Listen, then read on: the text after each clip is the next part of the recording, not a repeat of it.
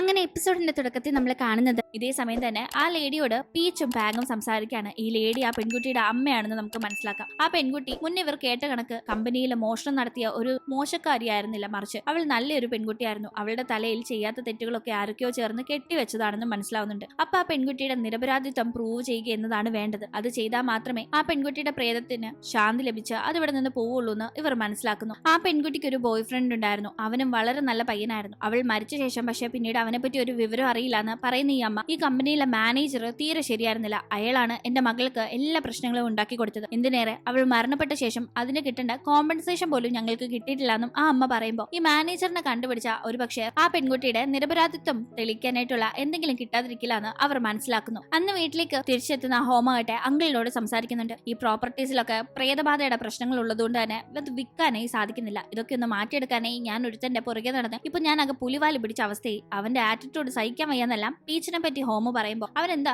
നിന്നോട് ദേഷ്യത്തിൽ പറയുന്നതെന്ന് അങ്കിള് ചോദിക്കുമ്പോൾ എനിക്ക് പണക്കാരനാന്നുള്ള അഹങ്കാരം ഉണ്ടെന്ന് അവൻ പറയുന്നതെന്ന് ഹോം പറയുമ്പോൾ അത് സത്യല്ലേ, നിനക്ക് അങ്ങനെ ഒരു ആറ്റിറ്റ്യൂഡ് ഇല്ലേന്ന് അങ്കിള് ചോദിക്കുമ്പോൾ ഹോം ഒന്നും മിണ്ടുന്നില്ല. എന്തായാലും അവനെ കൊണ്ട് നീ വിചാരിക്കുന്ന കാര്യങ്ങൾ നടത്തിയെടുക്കണമെങ്കിൽ നീയും അവന് തമ്മിൽ നല്ലൊരു ബോണ്ടിങ് ഉണ്ടാവണം. അതിനായിട്ട് നീ അവനെ പറ്റി കൂടുതൽ മനസ്സിലാക്കി ആ രീതിക്ക് വേണം പെരുമാറാനെന്ന് അങ്കിള് പീച്ചിനെ കയ്യിലെടുക്കുന്നതിനെ പറ്റി ഹോമിനെ ഉപദേശിക്കുന്നു. അങ്ങനെ അത് പ്രകാരം ഹോമാകട്ടെ അടുത്ത ദിവസം തന്നെ പീച്ചിനെ കാണാനായി പോകുന്നുണ്ട്. പക്ഷെ അവന്റെ അപ്പാർട്ട്മെന്റിന്റെ അവിടെ തട്ടി വിളിച്ച് സംസാരിക്കാനായിട്ട് ഹോമിന്റെ ഈഗോ അനുവദിക്കുന്നില്ല.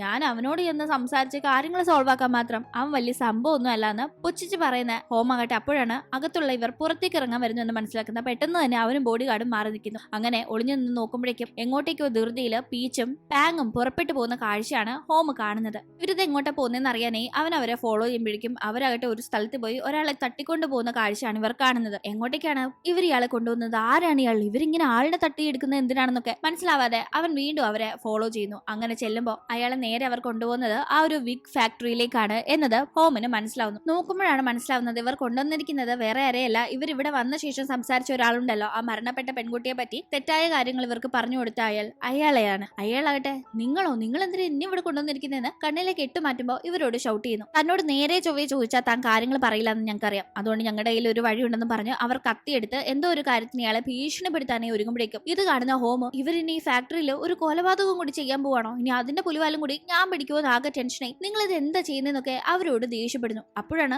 ഇവിടെ ഇവരല്ലാതെ അവനും കൂടി വന്നിട്ടുണ്ടായിരുന്നു എന്നത് അവർ കാണുന്നത്. താനിത് എന്താ പറയുന്നത്, ഞങ്ങൾ ഇയാളെ കൊല്ലാനായിട്ട് കൊണ്ടുവന്നൊന്നുമല്ല, ഇയാളോട് ആ പ്രേതത്തോട് മാപ്പ് ചോദിക്കാനായിട്ട് കൂട്ടിക്കൊണ്ട് വന്നതാണെന്ന് പറയുമ്പോൾ ഇയാൾ എന്തിനാ പ്രേതത്തിനോട് മാപ്പ് പറയുന്നതെന്ന് ഒന്നും മനസ്സിലാവാതെ ഹോമ ചോദിക്കുമ്പോൾ ഈ ഒരു ഫാക്ടറിയിൽ മാനേജറായി ജോലി ചെയ്തിരുന്ന ആളാണ് ഇയാളാണ് ഇവിടെ പല തിരുമറികളും നടത്തിയത്. അതൊക്കെ ഇയാളുടെ തലയിൽ ആവാതിരിക്കാനായി ആ പാവം പെൺകുട്ടിയുടെ തലയിൽ കെട്ടിവെക്കുകയായിരുന്നു. അവൾ ചെയ്യാത്ത ചീത്തപ്പേരാണ് അങ്ങനെ അവൾക്ക് കിട്ടിയിരിക്കുന്നത്. അതുകൊണ്ട് ഇയാള് അവളോട് മാപ്പ് പറഞ്ഞാൽ മാത്രമേ അവളുടെ ആത്മാവിന് ശാന്തി കിട്ടി അവൾ ഇവിടെ നിന്ന് പോവുള്ളൂ എന്ന് ഇവർ പറയുമ്പോഴേക്കും അപ്പോൾ ഇയാളാണ് എല്ലാ പ്രശ്നങ്ങൾക്കും കാരണമല്ലെന്ന് ഹോമിനും ദേഷ്യം വരുന്നു. പക്ഷെ അയാളാകട്ടെ അപ്പോഴും ഞാൻ തെറ്റൊന്നും ചെയ്തിട്ടില്ല എന്ന് പറയുമ്പോഴേക്കും മര്യാദയ്ക്ക് ഞങ്ങൾ പറയുന്ന കണക്ക് മാപ്പ് ചോദിച്ചോളാനായി പറഞ്ഞ് ചന്ദനത്തിരിയൊക്കെ അയാൾക്ക് പാങ്ങ് കത്തിച്ചു കൊടുക്കുന്നുണ്ട്. അങ്ങനെ ചന്ദനത്തിരി കൈ വെച്ചുകൊണ്ട് അയാൾ ആ പ്രേതത്തിനോട് നീ നോക്ക്, നീ വളരെ കോസ്റ്റ്ലി ആയ ഒരു വിഗ് മോഷ്ടിച്ചപ്പോ എനിക്ക് നിന്നെ പണിഷ് ചെയ്യേണ്ടി വന്നു, അതല്ലേ നടന്നത്, എന്നിട്ട് നീ എന്തിനാ ഇങ്ങനെ പ്രതികാരം ചെയ്യാനേ വരുന്നതെന്നൊക്കെ അയാൾ അപ്പോഴും സംസാരിക്കുമ്പോൾ പീച്ച് അയാളോട് താൻ എന്ത് ഇപ്പോഴും ഉരുണ്ട് കളിക്കാണോ എന്ന് ചോദിച്ച് ദേഷ്യപ്പെടുമ്പോൾ അയാൾ തെറ്റ് ചെയ്തിട്ടില്ല എന്നല്ലേ പറഞ്ഞത്, പിന്നെ നീ എന്തിനാ വെറുതെ അയാളുടെ തലയിൽ കെട്ടിവെക്കാൻ നോക്കുന്നതെന്ന് അവനോട് ദേഷ്യപ്പെടുന്നു. അങ്ങനെ ഇവിടെ ഇവർക്കിടയിൽ തർക്കം നടക്കുന്നുണ്ട്. അതിന്റെ ഇടയിൽ ഈ പ്രേതം ഒരു കള്ളിയാണ്, അവൾക്ക് കാശ് വേണ്ടെങ്കിൽ ഞാൻ കൊടുക്കാന്ന് പറഞ്ഞിട്ട് പ്രേതത്തിന് കുറച്ച് കാശ് എടുത്ത് പോക്കറ്റിൽ നിന്ന് നീട്ടുന്ന കണക്കൊക്കെ ഹോം കാണിക്കുമ്പോൾ പ്രേതത്തിനെ ഇൻസൾട്ട് ചെയ്താൽ അതൊരിക്കലും ഇവിടെ വിട്ടു പോവില്ല, ഇതല്ല ഇപ്പൊ ചെയ്യേണ്ടെന്നൊക്കെ പറഞ്ഞ് പീച്ച് ദേഷ്യപ്പെടുന്നു. അങ്ങനെ ഇവര് തർക്കിച്ചുകൊണ്ട് നിൽക്കുമ്പോഴേക്കും പെട്ടെന്ന് പാങ് വളരെ ഇൻഡിഫറന്റ് ആയി പെരുമാറാൻ തുടങ്ങുന്നുണ്ട്. ഇവൾക്ക് ഇത് എന്ത് പറ്റി, ഇവളെന്താ ഇപ്പൊ ഇങ്ങനെ പെരുമാറുന്നതെന്ന് മനസ്സിലാവാതെ ഇവർ നോക്കുമ്പോഴേക്കും പാങ് തിരിഞ്ഞു നിൽക്കുന്നു. അവളെ ഇപ്പൊ കാണുന്നവർക്ക് അവളുടെ ദേഹത്ത് ആ ഒരു പ്രേതം കൂടിയിരിക്കുന്നുവെന്നും തങ്ങൾ അപകടത്തിലാണെന്നും തോന്നുന്നുണ്ട്. അവർ ആകെ പേടിച്ച് അലമുറയിടുന്നു. പ്രേതത്തിനെ ഒഴിപ്പിക്കാനായി വന്നവരിൽ ഒരാളിൽ ഇപ്പോ പ്രേതബാധ കൂടിയിരിക്കുകയാണ്. വല്ലാത്തൊരു അവസ്ഥ തന്നെ. ഈ സമയം ഇവർ അറ്റാക്ക് ചെയ്യുന്ന കണക്ക് പ്രേതബാധ കൂടിയിരിക്കുന്ന പാങ് എത്തുമ്പോഴേക്കും ഹോമിനൊക്കെ രക്ഷപ്പെടുത്താനെങ്കിൽ ഹോമിന്റെ ബോഡി ഗാർഡ് ഇടയിൽ കയറുന്നു. ബോഡി ഗാർഡിനും പ്രേതത്തിന്റെ കയ്യിൽ നിന്ന് കണക്കിന് കിട്ടുന്നുണ്ട്. അങ്ങനെ അയാൾ താഴെ വീഴുമ്പോഴേക്കും ഇതൊക്കെ കണ്ട് പേടിച്ചിരുന്ന ആ ഒരു മാനേജർ അവിടെ നിന്ന് ഓടുന്നുണ്ട്. അങ്ങനെ പീച്ചും ഹോമുമാണ് ഇപ്പോ പ്രേതത്തിന്റെ മുന്നിൽ പെട്ടുപോകുന്നത്. അങ്ങനെ രക്ഷപ്പെടാനായി ഓടി ഇവർ ഒരു സ്ഥലത്ത് ഒളിച്ചിരിക്കുമ്പോഴേക്കും എന്ത് നമ്മൾ ഇനി ചെയ്യും, നമ്മളിപ്പോ പ്രേതത്തിന്റെ മുന്നിൽ പെട്ടുപോയില്ലോ, നമ്മളെ കൊല്ലുന്നൊക്കെ ഹോമ പേടിക്കുമ്പോഴേക്കും പീച്ചിന് നല്ല പേടിയുണ്ട്. പക്ഷെ അവനൊരു കാര്യം പറയുന്നത് ആ പ്രേതം എന്തോ ഒന്ന് നമ്മളോട് പറയാനായി നോക്കിയിരുന്നു, അന്ന് നമ്മളെ കഥ കടച്ച് ഇതിൽ ട്രാപ്പ് ആക്കി പേടിപ്പിക്കാൻ നോക്കി ആ ഒരു സമയത്തില്ലേ, അതെന്തോ ഒന്ന് ഉറക്കെ പറയുന്നുണ്ടായിരുന്നു, അതായിരിക്കും ചിലപ്പോൾ നമ്മൾ ചെയ്യേണ്ടത്, അത് ചെയ്താൽ നമുക്ക് ഇവിടുന്ന് രക്ഷയിടാൻ പറ്റുമായിരിക്കും എന്നൊക്കെ പീച്ച് പറയുമ്പോൾ എന്നിട്ട് അത് എന്താണെന്ന് നീ കേട്ടില്ലേന്ന് ഹോം ചോദിക്കുമ്പോൾ എനിക്ക് പ്രേതങ്ങളെ കാണാൻ സാധിക്കുമെങ്കിലും അതുങ്ങൾ പറയുന്നതൊന്നും എനിക്ക് കേൾക്കാൻ സാധിക്കില്ല, പക്ഷെ അതിന്റെ ചുണ്ടാനക്കം ഞാൻ കണ്ടിരുന്നു, ഏതാണ്ട് ഇതേ കണക്കാണ് അത് ചുണ്ടാനൊക്കെ ഇരുന്നത്, നീ ഒന്ന് നോക്കി നിനക്ക് എന്തെങ്കിലും എന്തെങ്കിലും മനസ്സിലാവുന്നുണ്ടോ എന്ന് ചോദിച്ചു ഹോമിന്റെ മുന്നിൽ പീച്ച് അങ്ങനെ കാണിക്കുമ്പോഴേക്കും പിന്നെ ദംഷറാഡ്സ് കളിക്കാൻ പറ്റിയ സമയമല്ല, നീ ഒന്ന് പോയെന്നും പറഞ്ഞ് ഹോം ദേഷ്യപ്പെടുകയാണ്. കാരണം അവനൊരു കാര്യം ഇത് കണ്ട് മനസ്സിലാവുന്നുണ്ടായിരുന്നില്ല. ഈ സമയം ഇവരുള്ളിടത്തേക്ക് എത്തുന്ന ആ ഒരു പ്രേതം ഹോമിനെ തള്ളി മാറ്റി പീച്ചിന്റെ അടുത്ത് എന്തോ ഒന്ന് ആക്രോശിക്കുന്നു. ഇപ്പോഴും അവന് ഇത് എന്താണ് ഈ പറയാൻ നോക്കുന്നതെന്ന് മനസ്സിലാവുന്നില്ല. അവനായിട്ട് എന്നെ ഒന്നും ചെയ്യില്ലെന്ന് പറഞ്ഞ് കരഞ്ഞു കൂവി ബഹളം വെച്ചോണ്ടിരിക്കുമ്പോഴേക്കും അങ്ങോട്ടേക്ക് ക്യാൻ എത്തുന്നുണ്ട്. ക്യാനിന്റെ കൂടെ ഒരു മോങ്കും ഉണ്ടായിരുന്നു, അതായത് ഒരു സന്യാസി. പുള്ളിക്കാരനെ കണ്ടപാടെ ആ ഒരു പ്രേതം ബോധം കെട്ട് വീഴുന്നു. ഇത് കണ്ട് ഹോം ആരെ ക്യാൻ ഇതെന്ന് തിരക്കുമ്പോഴാണ് ഇത് ആ പ്രേതത്തിന്റെ ബോയ് ഫ്രണ്ട് ആയ പയ്യനായിരുന്നു എന്ന കാര്യം ക്യാൻ പറയുന്നത്. തുടർന്ന് അയാൾ എല്ലാ കാര്യങ്ങളും ഇവരോട് പറയുന്നു. ക്യാനിനിടയ്ക്ക് എന്തോ ഒരു ഡീറ്റെയിൽ കിട്ടിയിട്ടുണ്ടായിരുന്നല്ലോ ഈ പ്രേതത്തിന്റെ. അവൾ അത് വെച്ചാണ് ഈ ബോയ് ഫ്രണ്ടിനെ കണ്ടുപിടിച്ചത്. എന്തായാലും ഇയാൾ പറയുന്നത് ഈ പ്രേതം വളരെ സുന്ദരിയായ ഒരു പെൺകുട്ടിയായിരുന്നു ജീവിച്ചിരുന്ന സമയത്ത്. അവളുടെ സൗന്ദര്യത്തിന്റെ ഏറ്റവും പ്രധാനപ്പെട്ട ഫാക്ടർ അവളുടെ മുടിയായിരുന്നു. വളരെ മനോഹരമായ മുടിയായിരുന്നു അവൾക്ക് ഉണ്ടായിരുന്നത്. ഒരു ദിവസം ഞാൻ അവളോട് ഇവിടെ ഇരുന്ന് സംസാരിക്കായിരുന്നു. ഞാൻ എന്റെ ജോലി തിരക്കുകൾക്കിടയിലെ സമയം കിട്ടുമ്പോൾ ഇതുപോലെ അവളോട് ഇവിടെ സംസാരിക്കാറുണ്ടായിരുന്നു. അന്ന് ഞാൻ ഇതുപോലെ സന്യാസി ആയിട്ടുണ്ടായിരുന്നില്ല. ഞാൻ അവളുടെ മരണശേഷമാണ് സന്യാസിയായത്. എന്തായാലും അന്ന് ഞാൻ അവളെ കാണാൻ വന്ന് സംസാരിക്കുന്നതിന്റെ ഇടയിൽ ഈ മാനേജർ ഞങ്ങളെ കണ്ട് ഇങ്ങനെ ജോലിക്കിടയിൽ സംസാരിക്കാൻ പാടില്ല എന്ന് പറഞ്ഞ് ഓടിച്ചൂടുകയൊക്കെ ചെയ്തിരുന്നു. ഞാനപ്പോൾ തന്നെ പോവുകയും ചെയ്തു. അവൾക്കും ജോലി നന്നായി ചെയ്യണം, എങ്ങനെയും ലൈഫിൽ മുന്നേറണം എന്ന വലിയ ലക്ഷ്യമായിരുന്നു ഉണ്ടായിരുന്നത്. ഞാൻ സംസാരിക്കുന്നതിന്റെ ഇടയിൽ എപ്പോഴും അവളുടെ മുടിയെ വർണ്ണിക്കുമായിരുന്നു. നല്ല മുടിയാണ്, ഇവിടെയുള്ള വിഗ്ഗിനേക്കാൾ എത്രയോ സുന്ദരമായ മുടിയാണ് നിനക്കുള്ളതെന്നൊക്കെ എപ്പോഴും അവളോട് പറയായിരുന്നു. അങ്ങനെ കാര്യങ്ങൾ മുന്നോട്ട് വന്ന സമയത്താണ് അവൾക്ക് അർബുദമുണ്ടെന്ന കാര്യം മനസ്സിലാവുന്നത്. അതും ഏറെ വൈകിയിരിക്കുന്നു കണ്ടെത്താൻ. അതിൽ നിന്ന് ഒരു രക്ഷ ഇനി ഇല്ലാന്ന് മനസ്സിലാക്കിയപ്പോൾ ഞങ്ങൾ രണ്ടുപേരും തകർന്നു പോയിരുന്നു. എന്തെങ്കിലും ആരും ഇപ്പോൾ ഇത് അറിയണ്ട, ജോലി ചെയ്ത് മുന്നോട്ട് പോകാം, ജോലി ചെയ്യാതെ ജീവിക്കാൻ സാധിക്കില്ലല്ലോ, ചികിത്സയും അതിന്റെ ഒപ്പം രഹസ്യമായി കൊണ്ടുപോകാം, ആരും ഇതിപ്പോ അറിയണ്ടെന്നുള്ള രീതിക്ക് അവൾ അങ്ങനെ ചികിത്സ മുന്നോട്ട് കൊണ്ടുപോയി. പക്ഷെ ചികിത്സയുടെ ഭാഗമായി മുടി കൊഴിച്ചിലും കാര്യങ്ങളും ഒക്കെ അവൾക്കുണ്ടായിരുന്നു. വളരെ നല്ല മുടിയാണ് അവളുടേതെന്ന് പുകഴ്ത്തിക്കൊണ്ടിരുന്നവർ തന്നെ അവളുടെ മുടിയുടെ ഈ കോലം കണ്ട് കമന്റ് അടിക്കാനായി തുടങ്ങി. അത് അവളെ ഭയങ്കരമായി സങ്കടപ്പെടുത്തി. അവർക്കൊന്നും ഇവൾക്ക് ഈ അസുഖമുള്ള കാര്യം അറിയാത്തതുകൊണ്ട് തന്നെ അവർ വളരെ മോശമായി ഓ വലിയ മുടിയാന്നൊക്കെ പറഞ്ഞുകൊണ്ട് നടന്നതല്ലേ, ഇപ്പൊ കണ്ടില്ല എന്നൊക്കെ പറഞ്ഞ് അവളെ കമന്റ് അടിക്കുന്നുണ്ടായിരുന്നു. അവൾക്കാകട്ടെ അവിടെയുള്ള മനോഹരമായ ഒരു വിഗ് ഇപ്പൊ മുടി കൊഴിയുന്ന അവളുടെ തലയിൽ ഒന്ന് വെച്ച് നോക്കണമെന്ന് വല്ലാത്തൊരു ആഗ്രഹം തോന്നി. അവളത് ചെയ്യുന്ന സമയം ആ മാനേജർ അവളെ കണ്ടു. അവൾ ആവുന്നത് അയാളോട് പറഞ്ഞു അവൾ ഒരിക്കലും മോഷ്ടിക്കാൻ വേണ്ടി അത് ചെയ്തതല്ല, ഇട്ട് നോക്കി തിരിച്ചു വെക്കാനായി തന്നെ ഇരിക്കായിരുന്നു. ഒരു കുതിയുടെ പുറത്ത് ജസ്റ്റ് ഒന്ന് ഇട്ട് നോക്കിയതേ ഉള്ളൂ,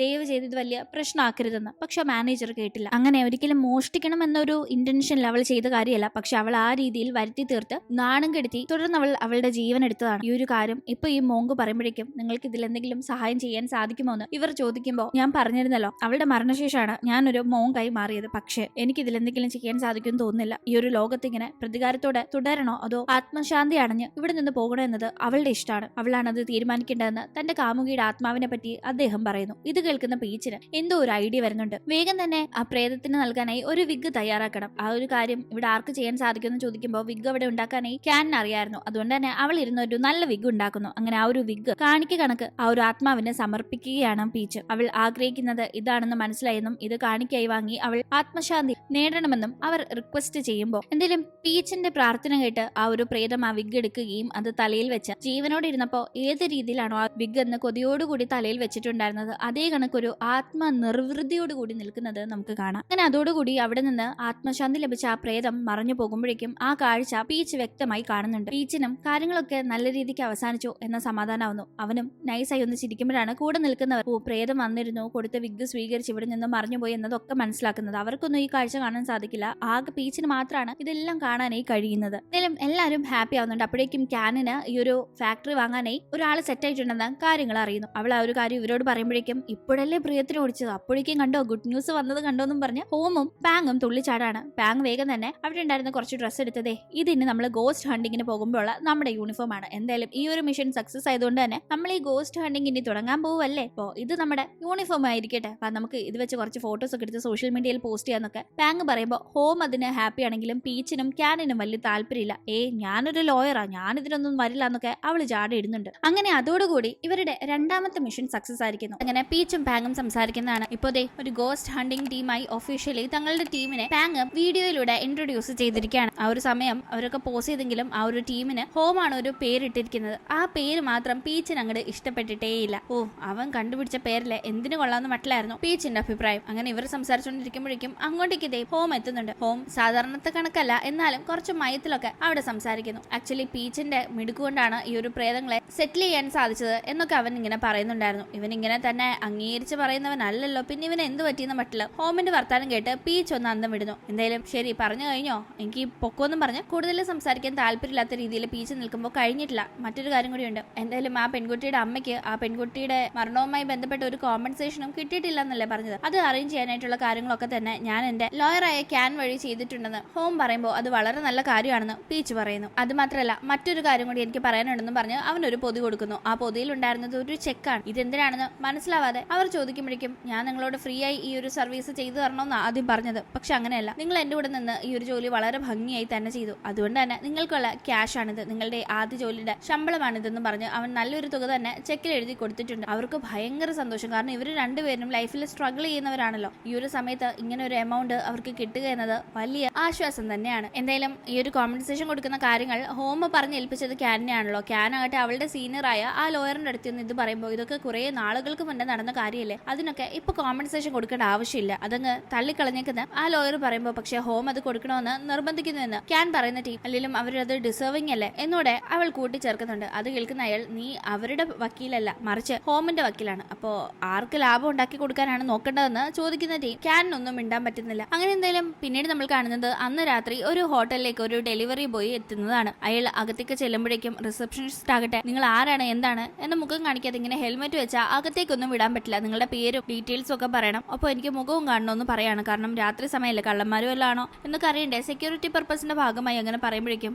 വന്നിരിക്കുന്ന ഡെലിവറി ബോയ് അയാളുടെ ഹെൽമെറ്റ് മാറ്റുന്നുണ്ട്. അത് കണ്ടപാടെ ആ റിസപ്ഷനിസ്റ്റ് അലമുറയിടാണ്, കാരണം അയാൾക്ക് തലയുണ്ടായിരുന്നില്ല. അങ്ങനെ ഇവിടെ കാര്യങ്ങൾ നടക്കുമ്പോഴേക്കും നമ്മൾ പിന്നീട് പീച്ചിനെ പാങ്ങിനെ കാണുമ്പോൾ പാങ് ആകട്ടെ ഇപ്പോൾ ഹോം അവർക്ക് കൊടുത്ത കാശ് വെച്ച് ഗോസ്റ്റ് ഡിറ്റക്ടിങ് മെഷീൻ ഒക്കെ ഓൺലൈനിൽ വാങ്ങിച്ചിട്ടുണ്ട്. പക്ഷെ അത് വെച്ച് നോക്കുമ്പോൾ ഒന്നും വർക്ക് ആവുന്നില്ല. അവൾ അതിന്റെ പേരിൽ പുറത്തുകൊണ്ടിരിക്കുമ്പോൾ നീ എന്തിനാ ഇങ്ങനെ അനാവശ്യമായിട്ട് കാര്യങ്ങൾ വാങ്ങിച്ച് കാശ് കളയുന്നതെന്ന് അവൻ ചോദിക്കുന്ന ടീം അല്ല, നമ്മൾ ഇങ്ങനെ ഒരു കാര്യം ചെയ്യാൻ തുടങ്ങുമ്പോൾ ഞാനും കൂടി പ്രേതത്തിനെ കണ്ട അത് നല്ലതല്ലേ, കൂടാതെ കഴിഞ്ഞ ദിവസം എനിക്ക് പ്രേതത്തെ കാണാൻ പറ്റാഞ്ഞത് കൊണ്ട് തന്നെ എന്റെ ദേഹത്ത് പ്രേതം കയറി ആകെപ്പാടെ പ്രശ്നങ്ങളല്ലായിരുന്നു എന്നല്ല പാങ് പറഞ്ഞുകൊണ്ടിരിക്കുമ്പോഴാണ് അങ്ങോട്ട് ഇവരുടെ ഹൗസ് ഓണർ എത്തുന്നത്. വാടക തന്നില്ല എന്ന് പറഞ്ഞ് അവരവിടെ കിടന്ന് ബഹളം വെക്കുമ്പോൾ ഹോം തന്ന കാശിന് നീ അപ്പൊ വാടക കൊടുത്തില്ലെന്ന് പീച്ച് ചോദിക്കുമ്പോൾ ഇല്ല, ആ കാശ് എന്റെ ഇന്ന് ചെലവായി പോയി, വാടക കൊടുക്കാനായിട്ട് ഉണ്ടായിരുന്നില്ല എന്ന് അവൾ പറയുമ്പോഴേക്കും എന്തായാലും അവരുടെ കണ്ണിപ്പപ്പെട്ട ആകെ പ്രശ്നവും നമുക്ക് ഒളിച്ചിരിക്കാന്ന് പറഞ്ഞ് ഇവർ കർട്ടന്റെ പുറകെ ഒളിച്ചിരിക്കുന്നുണ്ട്. ആ ലേഡി ആകട്ടെ താക്കോലിട്ട് തുറന്ന വേഗം അകത്തേക്ക് വരുന്നു. അകത്ത് ഇവരില്ലാന്ന് കണ്ട് പോകാനായി ഒരുങ്ങുന്ന സമയത്താണ് പീച്ചും ബാഗും ഒളിച്ചിരുന്ന സ്ഥലത്ത് പീച്ച് ഒരു ഗോസ്റ്റിനെ കാണുന്നത്. തുടർന്ന് അവൻ പേടിച്ച് അലമുറയിട്ട് പുറത്തേക്ക് എത്തുമ്പോഴേക്കും ഇവരിവിടെ ഉണ്ടെന്ന് അവർ കണ്ടുപിടിക്കുകയും ഓ